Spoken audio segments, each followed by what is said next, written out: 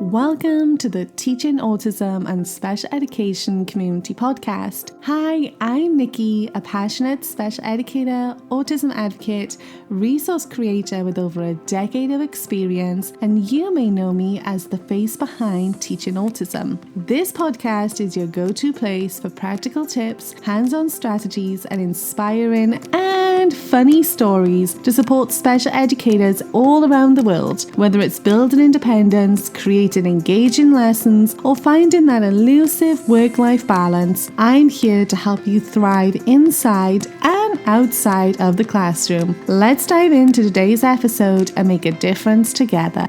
Hi friends, and welcome back to the Teaching Autism and Special Education podcast. I'm your host Nikki, and today we are digging into something that I see constantly in autism and special education classrooms. It's that silly behavior that pops up at the most inconvenient times. You know, the giggling or the noises, the dramatic movements, that exaggerated baby voice, and just chaos energy. And here's the thing. If we only see it as attention-seeking or disruptive, we are actually going to miss what's going on underneath. Think of it like an iceberg.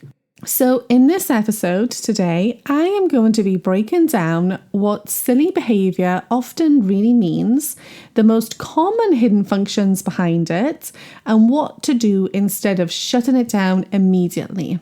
All right, let's get into it.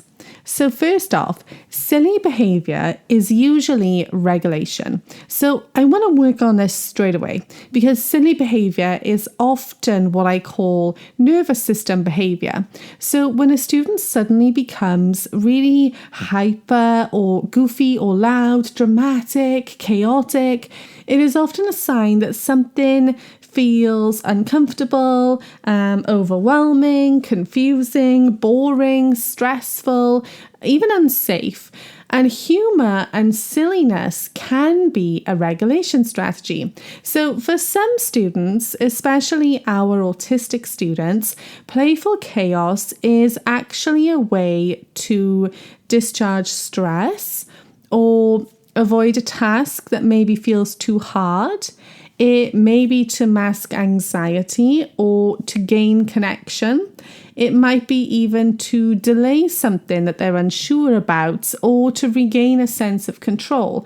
It is very rarely random or meaningless, and it's almost never just they're being annoying for fun. So let's look into some of the hidden functions.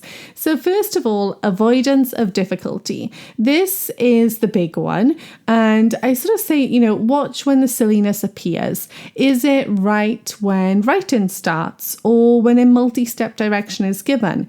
Is it when expectations increase or maybe it's during group work? Sometimes that silliness is actually a shield.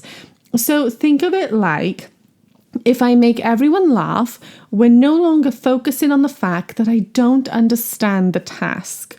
Or if I roll on the floor really dramatically, we've moved away from the worksheet. If I become the class clown, I'm not the class struggling student. So it's not manipulation. Oftentimes it's a way of protecting themselves. So instead of saying, stop being silly, try and think about things that maybe just became hard. So is there an executive function overload moment? Is there a struggle with task initiation? Or is this even some working memory collapsing? Because sometimes what looks like comedy is actually panic. And then hidden function number 2 is connection seeking.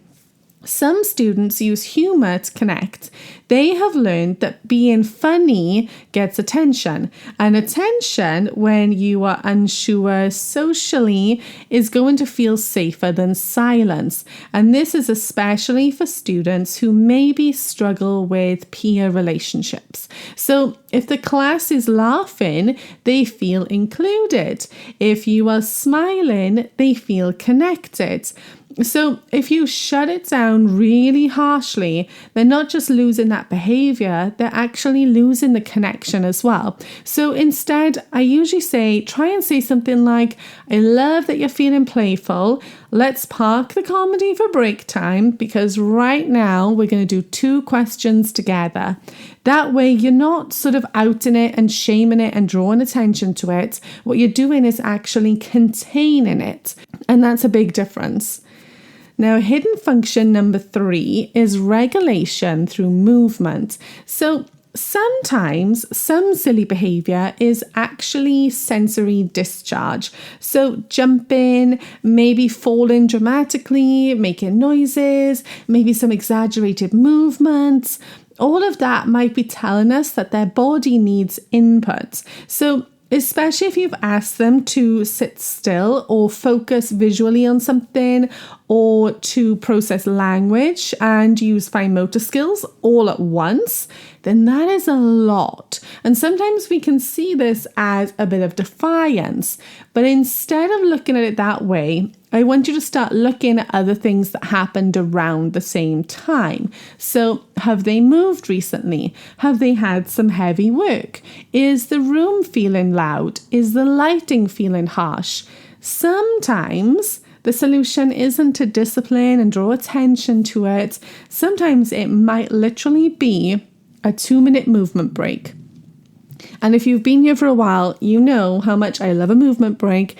It's one of my go-to strategies for a lot of my students. It works wonders. And I'll link in the show notes to a bunch of my movement break resources as well, if you want to give those a try, because they are ones that we have tried and loved over the years. Now, hidden function number 4 is anxiety masking. And this one is really subtle and sometimes hard to identify. So some students will laugh when they feel uncomfortable. Some will get louder when they feel anxious. And some will act younger than they are when they're feeling a little bit unsure. So if you see some silliness during maybe some new tasks or some changes in routine, maybe a substitute teacher or even social demands, then that could be masking. So it might be that your student is thinking to themselves, I don't know what's happening and I need this to feel less scary. And that deserves our support and encouragement because they're recognizing it. So we don't want to embarrass them. We don't want to call anyone out. We don't want to shame anyone. But you may be thinking, so what do we do? So here is the practical bit. Instead of reacting to the behavior that you're seeing on the surface, I want you to try and use these 5 steps. So number 1, I want you to pause before you correct. And then I want you to ask yourself, what has changed in the environment? And then I want you to try and reduce the demands slightly.